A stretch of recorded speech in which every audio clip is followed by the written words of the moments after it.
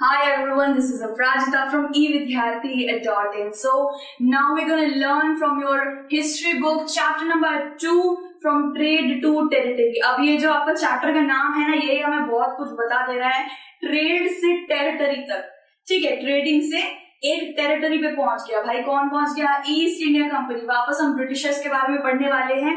तो यहाँ जरा सा गौर दीजिए. End of Mughal rule, end of Mughal empire. ठीक है, एंड ऑफ मुगल एम्पायर की बात चल रही है. British came as a normal trading company and later control the entire India as an empire. अब इसका क्या मतलब है भाई कि जो ब्रिटिशर्स आए थे इंडिया में, आपको क्या लगता है राज करने के लिए आए थे? नहीं, उनका पहला जो मकसद था वो था ट्रेडिंग करने का. यानी कि वो सस्ते में इंडिया से सामान लेकर, यानी कि गुड्स लेकर, रॉ मटेरियल लेकर अपने देश लौट जाना चाहते थे और वहां पे उसको दुगने दाम में बेचना चाहते थे. ये उनका मेन मकसद था. लेकिन जब उन्होंने देखा कि इंडिया इतनी बड़ी सोने की चिड़िया है और इसको जरा लूटना ही सही रहेगा, इधर ट्रेडिंग करके कोई फायदा नहीं है, इसके ऊपर हमारा साम्राज्य खड़ा होना चाहिए. सो वहां से इंडिया के ऊपर राज करने की सारे मेथड्स उनके दिमाग में आने लग गए थे और वह षड्यंत्र रचने लग गए थे कि कैसे करके वो पूरे के पूरे इंडिया को अपने कब्जे में कर ले. ठीक है, सो यहाँ पे आप देख सकते हैं east Indian company comes east. अब आप सोच रहे हो भाई ईस्ट इंडियन कंपनी क्यों कहते हैं इसको? वो इसलिए कहते हैं क्योंकि ईस्ट में सबसे पहले ये दाखिल हुए थे इंडिया में. ठीक है, ईस्ट इंडियन कंपनी इसीलिए कहा जाता है. ठीक है, फिर हम पढ़ते हैं Britishers French were after silk and cotton with spices. और यहाँ पर देख रहे हैं कितने सुंदर कितने मतलब स्पाइसेस है. मम्मी इसको दाल में डालती है, सब्जियों में डालती है और उसका स्वाद भी बढ़ जाता है. अब हमारे इंडिया में मिलते हैं बेहतरीन स्पाइसेस, आपको याद रखना है. तो ये जितने भी स्पाइसेस है ना, इसके लिए ये लोग आए थे. साथ ही साथ भूलिएगा मत, सिल्क और कॉटन के लिए, बहुत सुंदर सा मलमल जैसा सिल्क का कपड़ा है, इसके लिए वो लोग इंडिया में दाखिल हुए थे. और फिर यहाँ पे क्या बताया जा रहा है कि सिल्क हमारा स्पाइसेस, ये सिर्फ ब्रिटिशर्स को नहीं भाग गया था, ये भाई दुनिया के कोने कोने से लोग आ रहे थे और इसके पीछे पागल हो जा रहे थे. तो सिर्फ ब्रिटिशर्स ही नहीं, फ्रेंच भी इसके पीछे पागल थे. ठीक है, नेक्स्ट पॉइंट है East India company you wanted to purchase a raw material and wanted to sell it in the entire world. ठीक है, सो आपको मैंने पहले ही बता दिया कि ईस्ट इंडिया कंपनी का मकसद क्या था. उसका मकसद ये था कि सारे गुड्स, सारे अच्छी चीजें, भाई इंडिया में ये सब मिल सकता है. ब्रिटिश में आपको ये दालचीनी, ये लौंग, ये सब मिलेगा क्या? आपको नहीं मिलेगा ना. वो ये लेके जाते ब्रिटिश एम्पायर में, मतलब कि ब्रिटेन में लेके जाते और अलग अलग कंट्रीज में लेके जाते. तो लोग एकदम मतलब हैरान टाइप हो जाते, भाई ये क्या इतना खूबसूरत सी चीजें लेकर आए हैं. तो बंदे पागल हो जाते, उसको लेने के लिए उत्तेजित हो जाते. सो ये लोग क्या कर रहे थे, इंडिया से बहुत सारे गुड्स लेके कहाँ जा रहे थे? अपने देश जाने के लिए ट्रेडिंग का हेल्प ले रहे थे. ठीक है, तो सिल्क, कॉटन और स्पाइसेस आपको याद रखना है. ठीक है, उसके बाद क्या है, ये लोग सेल करते थे उसको पूरे इंटायर वर्ल्ड में दुगने दाम में. British started cornering other with different methods. अब इसका क्या मतलब है कि ना, जब एक चीज के पीछे इतने सारे लोग पड़े रहते हैं ना, तो क्या होता है कि भाई इसको एक या दो को रास्ते से हटाना पड़ेगा, कुछ युक्ति लगानी पड़ेगी और रास्ते से हटाना पड़ेगा भाई. तो क्या कर रहे थे ईस्ट इंडियन कंपनी, जितने भी अलग अलग फ्रेंच, डच और बहुत से अलग अलग कंपनियां भी ट्रेडिंग करने के लिए इंडिया में आई थी, तो उन लोगों को ये लोग अपने रास्ते से हटा रहे थे. वो कैसे हटा रहे थे भाई?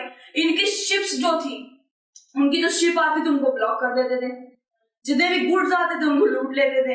ऐसे कुछ तकनीकें लगा के उनको रोक रहे थे. ठीक है, सो ये ईस्ट इंडिया कंपनी ईस्ट से स्टार्ट हुई थी. उसके बाद East India company begins trade in Bengal. तो आपको ये याद रखना है कि ईस्ट इंडिया कंपनी सबसे पहले बंगाल में आई थी. बंगाल एक टाइम पे कलकत्ता के अंदर इतनी ताकत थी ना, इतना ज्यादा उसमें रुतबा भरा हुआ था, इतना ज्यादा पैसा था, इतना रॉ मटेरियल था कि वो पूरे के पूरे इंडिया को आज के टाइम पे भी अकेले बैठ के खिला सकता था.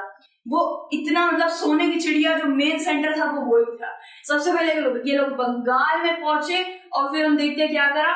First factory 1658 near river Hooghly along with merchants and traders were getting involved.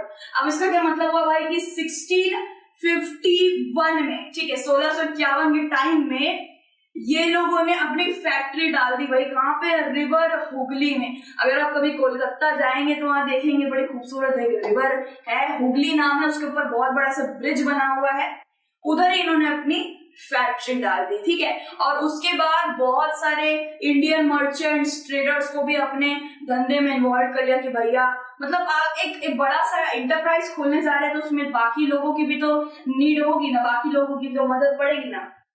Next has started bribing Mughal officials with 3 villages and issues a farman from Aurangzeb for free trade. अब इसका क्या मतलब होता है कि जब ये लोग क्या करने लग गए थे कि जब इनको दिखने लग गया कि इंडिया में इतना सारा मतलब इतनी अच्छी अच्छी चीजें हैं, इतना सारा रॉ मटेरियल है, बहुत अच्छी अच्छी चीजें जो हमारे काफी काम आने वाली है, तो इन लोगों ने धीरे धीरे करके कुछ लोगों को ब्राइब यानी कि लालच देना स्टार्ट कर दिया था। और वो कौन कौन थे? सबसे पहले तो औरंगजेब इनकी जो थी इनकी जेब में पड़ गए थे। वो औरंगजेब की तरफ से इन्होंने एक फरमान जारी कर, फरमान को कहते हैं एक रॉयल ऑर्डर, जो कहीं भी जिसके ऊपर उंगली नहीं उठ सकती है। सो औरंगजेब के पास ये लोग गए और बोला कि हम आपको गांव दिलवाएंगे, हम आपको जमींदारी का और खिताब दिलवा देंगे, ये कर देंगे, वो कर देंगे। एंड उसके बाद औरंगजेब ने इनको एक फरमान बना के दिया जिसमें ये लिखा था कि आप फ्रीली ट्रेड कर सकते हैं भाई। अब इन्होंने क्या समझ लिया जानते हैं? 2 तरीके का फ्री में 2 तरीके का समझ आता है, ठीक है। फ्री में मतलब कुछ फ्रीली मिल रहा है हमें, दूसरा है तो फ्रीली इंडिपेंडेंटली हमें काम करने मिल रहा है, ठीक है। सो फ्रीली इंडिपेंडेंटली ये लोग ट्रेड कर सकते हैं, ये बात औरंगजेब ने लिखी थी उस फरमान में। लेकिन इन लोगों ने समझ लिया कि ट्रेड फ्रीली कर सकते हैं, टैक्स वैक्स कुछ देने की जरूरत नहीं है भैया, आप अपना आराम से ट्रेड करेंगे, अब मतलब कुछ पैसे वैसे देने की जरूरत नहीं। औरंगजेब ने हमें फरमान लिख दिया है। अब भाई उसने तो ऐसे नहीं लिखा था ना, तो इसीलिए औरंगजेब की तरफ से जो फरमान आया था उसका बहुत ज्यादा मिसयूज करा था इन लोगों की। पता भैया देखो ये तो फ्री है, हम तो कोई टैक्स नहीं देने वाले ट्रेडिंग का, तो ये सब चीजें हुई थी। आगे हम इसके बारे में देखेंगे। नेक्स्ट पॉइंट पे चलते हैं, रिफ्यूजिंग टू पे ट्रेड टैक्स टू बंगाल नवाब। तो वहां पे आपको याद रखना है बंगाल में तब नवाब रहते थे मुर्शीद कुली खान, उस वक्त में मुर्शीद कुली खान नवाब थे। एंड उसके बाद आगे जाके काफी अलग अलग नवाब रहे थे। सो क्या कर रहे थे लोग? ट्रेड टैक्स पे करने को मना कर रहे थे कि हम क्यों दे भाई, औरंगजेब ने हमें फरमान लिखा है भाई, उसमें तो ट्रेड हम फ्रीली कर सकते हैं। तो इसका मतलब फायदा उठा के लोग नवाब, जो बंगाल के नवाब है, उनको टैक्स पे नहीं कर रहे थे। ठीक है, आप ये देख सकते हैं, ये है हमारे औरंगजेब, ठीक है। सो औरंगजेब ने फरमान हमें जारी कर दिया था इन लोगों को, ईस्ट इंडियन कंपनी वालों को जारी कर दिया था, उसका बहुत मिसयूज करा था इन लोगों ने। सो नेक्स्ट टॉपिक पे बढ़ते हैं, how did trade lead to battles, यानी कि ट्रेडिंग के लिए आए थे और बैटल स्टार्ट कैसे हो गए भाई, वो जरा देखते हैं। सबसे पहले आप ये देख लीजिए, ये है रॉबर्ट क्लाइव, ठीक है, और ये है हमारे सिराजुद्दौला जो थे बंगाल के नवाब। और रॉबर्ट क्लाइव कौन थे? रॉबर्ट क्लाइव एक 1764 के टाइम पे वो रहे हैं, क्या कहते हैं, गवर्नर रहे हैं, ठीक है। तो ये फोटोज हमने एग्जामिन कर ली है। नेक्स्ट पॉइंट पढ़ते हैं, Bengal nawabs namely Sirajuddaula, Alivardi Khan, Murshid stop companies coin minting fortification. अब इसका क्या मतलब होता है कि बंगाल के आपको नवाबों को कुछ नाम पता चल गया है ना, जैसे कि मुर्शीद खान, इधर था मुर्शीद खान, मुर्शीद कुली खान, दूसरे थे सिराजुद्दौला, फिर आते हैं अलीवर्दी खान। अब इनका क्या रोल रहा है भाई, ये थे बंगाल के नवाब, इनके पास काफी अच्छी पावर थी और ये जितने भी ईस्ट इंडियन कंपनी की जो चालें थी ना, ये लोग धीरे धीरे भाप रहे थे कि भाई ये हमें छलावा करने वाले लग रहे हैं, ये मुझे लग रहे हैं कपटी, ठीक है, इन लोगों को लगता था। एंड उसके बाद क्या हुआ, ये लोग ईस्ट इंडियन कंपनी एक मतलब आके अचानक से इंडिया में राज दिखाने लग गई अपना, तुम आराम से ट्रेडिंग करने आए हो, ट्रेडिंग करके जाओ ना। लेकिन नहीं, ये लोग नवाब की पावर को ललकार रहे थे, ये लोग कोई किसी को भी देखते थे तो उसको मतलब अपने ऊपर किसी को समझते ही नहीं थे। ये लोग सब समझ रहे थे कि भाई हम आ गए हैं, ट्रेडिंग कर रहे हैं, भाई गोरे हैं हम लोग वगैरह वगैरह, ठीक है। सो ट्रेड का टैक्स देने के लिए मना कर दिया, अपने सिक्के जारी कर रहे थे ये लोग, अपने सिक्के जारी कर रहे हैं और फोर्टिफिकेशन कर देते हैं। फोर्टिफिकेशन का मतलब है कि ट्रेडिंग जो पोर्ट होती है ना, जो रिवर पोर्ट्स जो होती है, कोस्टल पोर्ट, जहां से हमारी शिप्स आती हैं, वहीं पे रुकती हैं, फिर वहां से माल निकलता है। तो वहां पे लोग सेटलमेंट्स बनाने लग गए थे, घर मतलब बहुत बड़े बड़े गोदाम बनाने लग गए थे जहां पे इनकी गुड्स रहते थे, बिना पूछे कुछ भी करे जा रहे हैं। ठीक है, सो नेक्स्ट पॉइंट बढ़ते हैं। Company started making settlements without permission, writing disrespectful letters.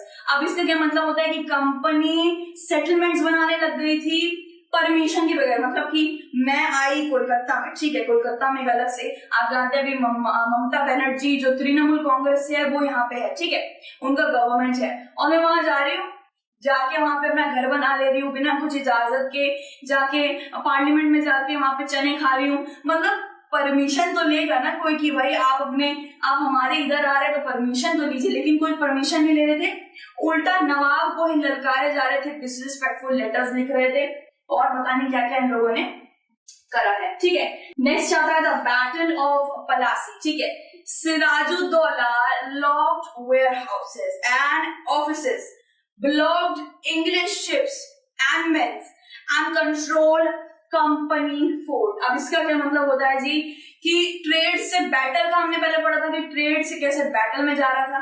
अब ये लोग भाई हमारे बंगाली नवाब जो थे उनकी पावर को ललकार रहे हैं, तो फिर भाई क्या ही होगा, फिर तो वो लड़ने को ही आएंगे ना। तो फिर क्या करा बंगाली नवाब ने, ये सिराजुद्दौला का बोला गया है, सिराजुद्दौला मुर्शीद कुली खान के पास सिराजुद्दौला आए थे, एंड सिराजुद्दौला ने इनके जो वेयर हाउस थे, गोदामों को लॉक कर दिया, ठीक है, ऑफिस को लॉक कर दिया, जितने भी इंग्लिश अफसर वहां बैठे थे उन सबको भी भाई लॉक करके आए, मारा पीटा, और उसके बाद शिप को भी ब्लॉक कर दिया, जो भी शिप आ रही थी फिर वहां पर शिप खड़ी थी उसको भी लॉक कर दिया, और उसके बाद पूरी की पूरी जो कंपनी फोर्ट थी, ठीक है, उसके ऊपर कब्जा कर लिया। ठीक है, किसके साथ?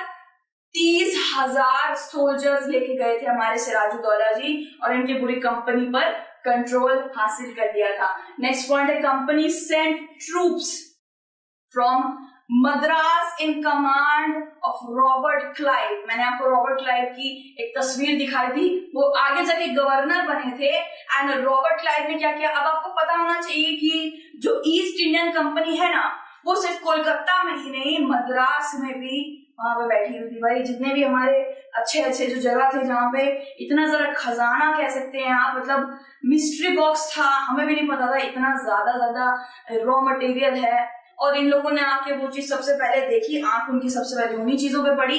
और आपको ये याद रखना है कि कोलकाता में भी था और मद्रास में भी ये लोग बैठे हुए थे भाई नाग बन के।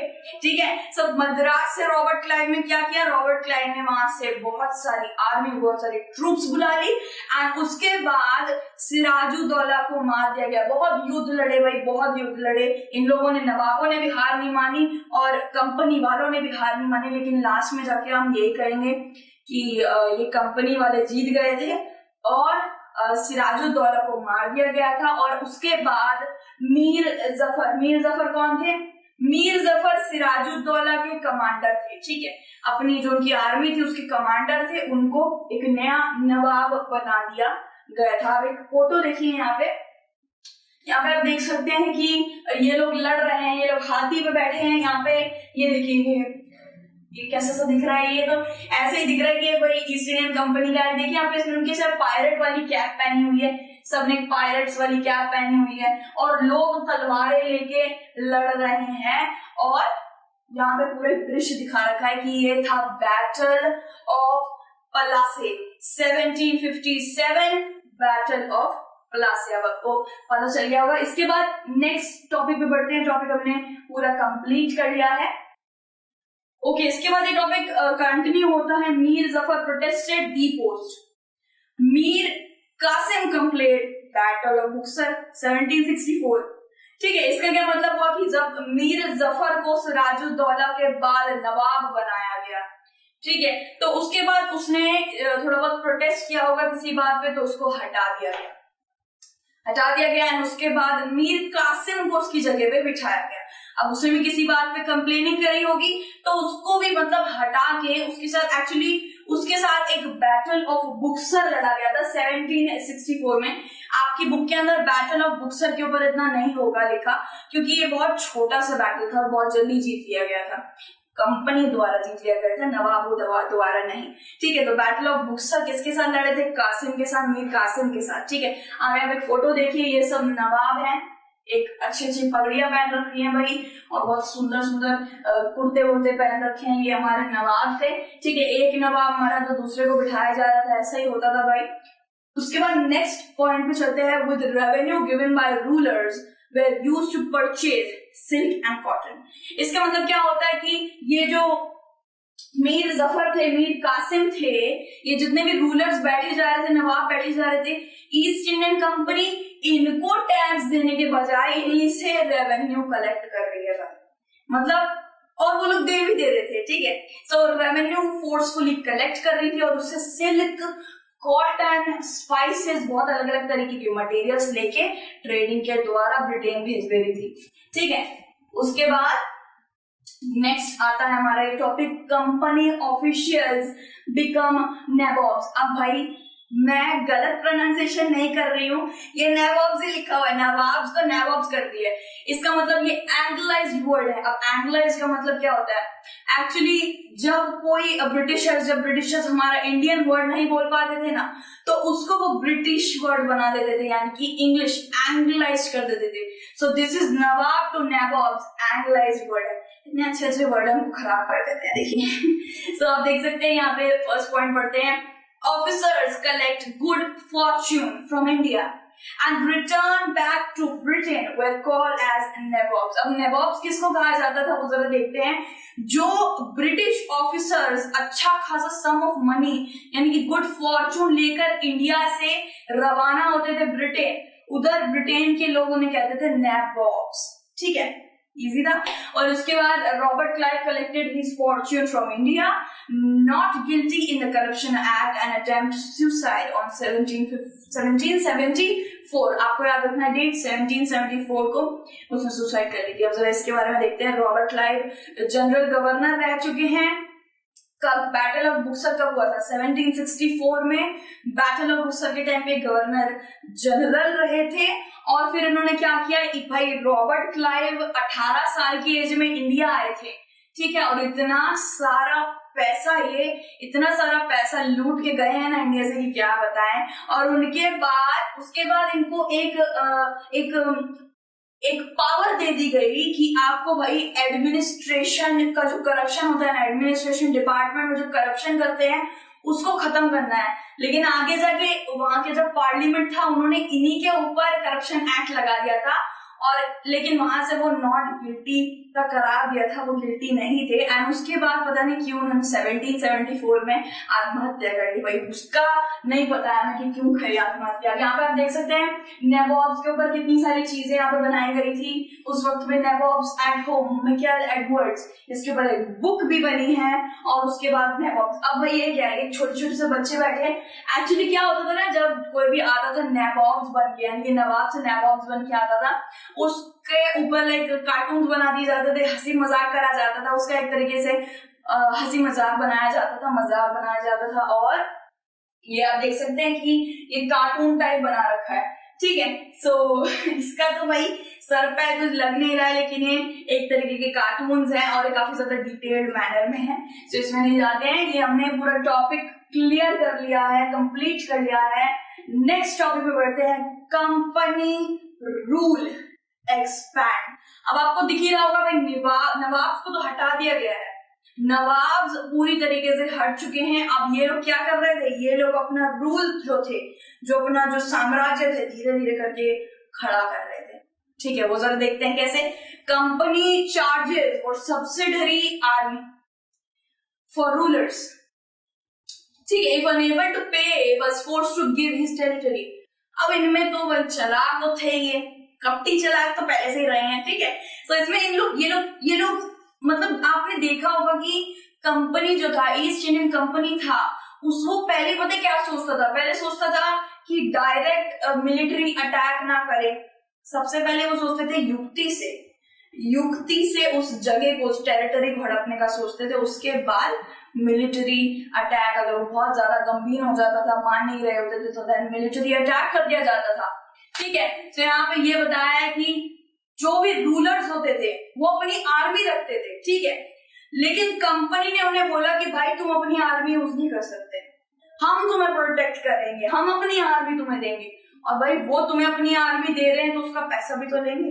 सो बेचारे रूलर्स क्या करते, बेचारे रूलर्स को फोर्सफुली उनकी आर्मी के साथ रहना पड़ता था, उनकी आर्मी को अपने राज्य में लाना पड़ता था, ठीक है, और उसके टैक्स पे करना पड़ता था। अब जो रूलर टैक्स पे नहीं कर पाता था उसकी पूरी टेरिटरी, उसकी half territory as a penalty ले ली जाती थी। देख रहे हैं कितना दिमाग लड़ाया इन लोगों ने।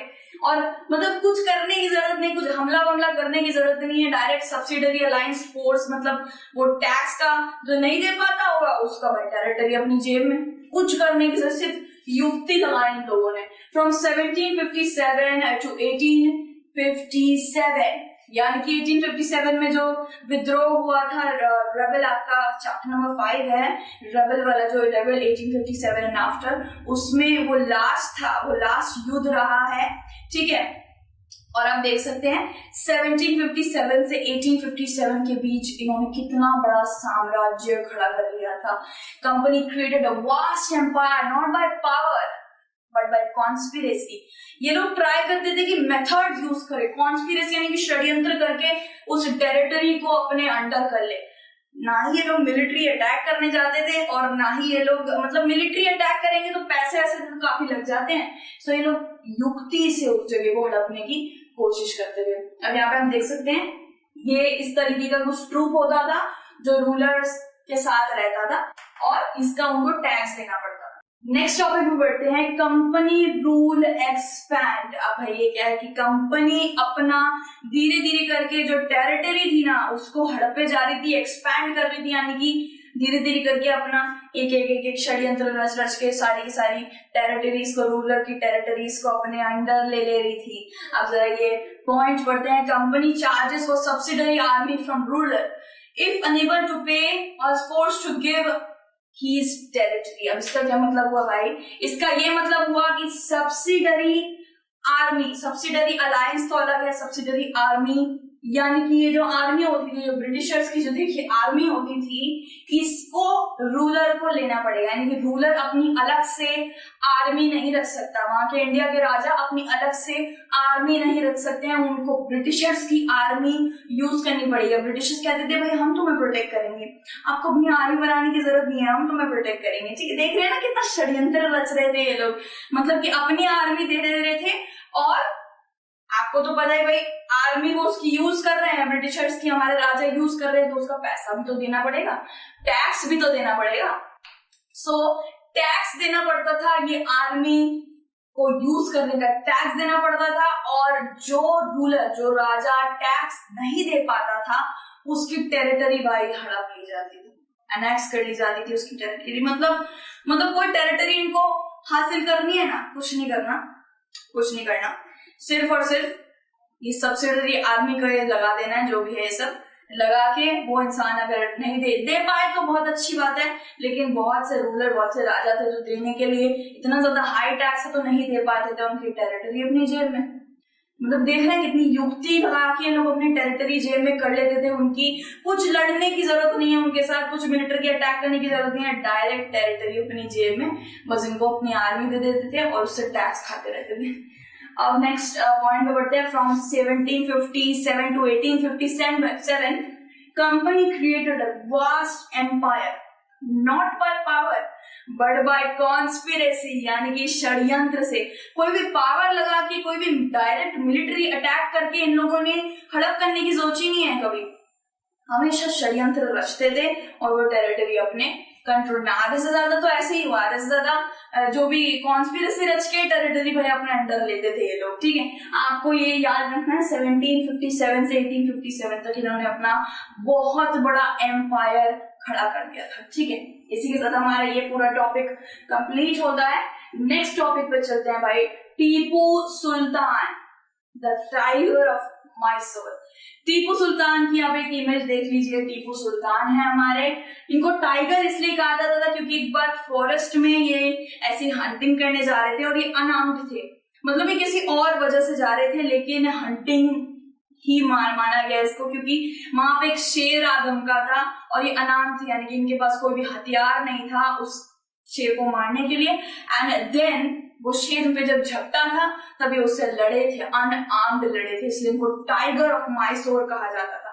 ठीक है, पहले पॉइंट को जाते हैं, पहले पॉइंट की तरफ चलते हैं। Ruled 1782 to 1799, son of Hyder Ali stopped the export of chandan and spices from Mysore along with local merchants to work with them.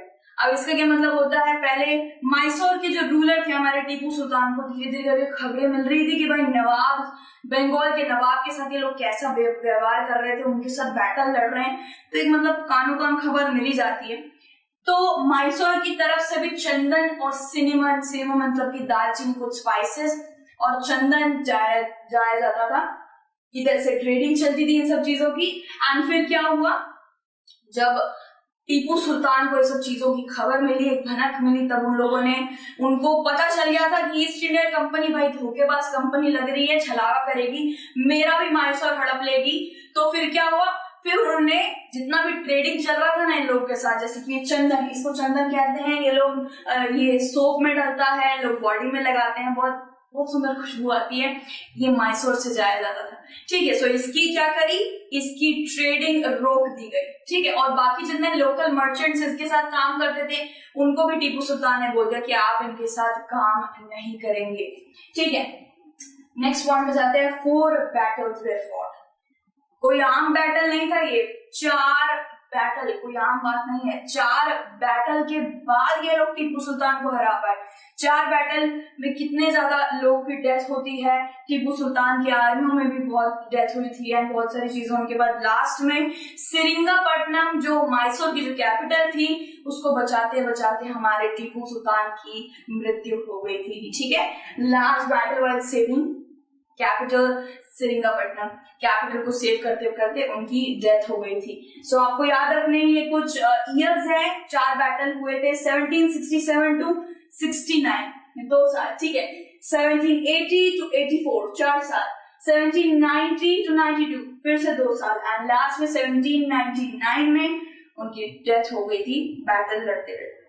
ठीक है, ये पूरा हमने टॉपिक क्लियर कर लिया है। नेक्स्ट आता है वॉर विद मराठास। भाई इंडिया इतना वास्ट, मतलब इतना वास्ट एम्पायर था, इतना बड़ा जो राज्य था ना इंडिया, उधर अलग अलग धर्म के मतलब अलग अलग शूरवीर अलग अलग जगहों से आ रहे हैं। हमने देखा मैसूर से टीपू सुल्तान, बंगाल से हमारे सिराजुद्दौला और अब आए हैं मराठास। वॉर विद मराठा, एक मूवी भी आई है इसके ऊपर, बैटल ऑफ पानीपत करके, जिसके अंदर हमारे संजय दत्त है, उन्होंने, बहुत अच्छी मूवी है ये। ठीक है, सो यहाँ पे हम पता करते हैं मराठा के साथ कैसे वॉर हुआ था। पहला पॉइंट है 3 wars were fought, battle of Panipat. इसको बैटल ऑफ पानीपत बोला जाता था क्योंकि पानीपत में ही ये बैटल लड़ा गया था। ठीक है, और 3 वॉर लड़े गए थे। 3 वॉर क्या क्या थे? फर्स्ट ट्रीटी ऑफ सलबाई 1782, पहली ट्रीटी का नाम था treaty of Salbai. Second Anglo Maratha, Anglo मतलब कि ब्रिटेन में लाइक एंग्लो बोलते हैं, एंग्लो मराठा 1803 से 5 तक। थर्ड था एंग्लो मराठा वॉर 1817 to 19। ठीक है, 3 वॉर लड़े गए थे। ठीक है, नेक्स्ट पॉइंट में चलते हैं। Peshwa was sent to Bithoor with pension and Vindhyas MP was in control. अब इसका क्या मतलब हुआ? वहां जो पेशवा लड़ रहे थे, जो पेशवा वहां पे युद्ध में शामिल थे, वो हार गए थे एंड देन उनको बिठूर भेज दिया गया था, जो कानपुर के नजदीक है, अपनी पेंशन के साथ। और जो विंध्यास था, विंध्यास को आज के टाइम पे मध्य प्रदेश बोला जाता है, वो रीजन भी इनके कंट्रोल में आ गया था क्योंकि ये बैटल लड़ चुके थे ऑब्वियसली। एंड आपको ये याद रखना है कि जब मराठास के साथ वॉर खत्म हो गया था ना, तो ये लोग दिल्ली की तरफ बढ़े थे। अब दिल्ली, इनको लगा था भाई मराठास के साथ वॉर लड़ लिया है, हम सब कुछ हमारी जेब में तो आ जा रहा है, धीरे धीरे कुछ करना नहीं पड़ रहा है, तो दिल्ली में भी हमारे लिए इतना बहुत ज्यादा ईजी होगा दिल्ली का भी। और वहां पे थे अलग अलग डायनेस्टी के रूलर्स थे वहां पे, जैसे कि गायकवाड़, होलकर, धोनसी, ये अलग अलग तरीके की डायनेस्टीज वहां पे वेट करेंगे। लेकिन स्टिल ये तो आपको क्लियर कर ही देती हूँ कि वो लोग भी दिल्ली को बचा नहीं पाए थे, दिल्ली पर भी कब्जा हो चुका था। जहां भी आप ऑरेंज कलर का, लाइक ऑरेंज मौसम्बी कलर कह सकते हैं, या फिर संतरा का कलर जो होता है ना ऑरेंज, उस कलर का अगर कहीं भी झंडे देखे तो समझ लीजिए भाई वो मराठा के बच्चे परचम है। और ये शूरवीर थे, बहुत ही ज्यादा शूरवीरता से लड़े थे, लेकिन आखिर में जाके नहीं जीत पाए थे। ठीक है, सो यहाँ पे एक दृश्य है वॉर, पानीपत की वॉर का। इसी के साथ ये टॉपिक हमने कंप्लीट कर लिया है। बाकी जितने भी नेक्स्ट जितने भी टॉपिक है ना, उसको हम दूसरी वीडियो में कंटिन्यू करेंगे। Till then take care.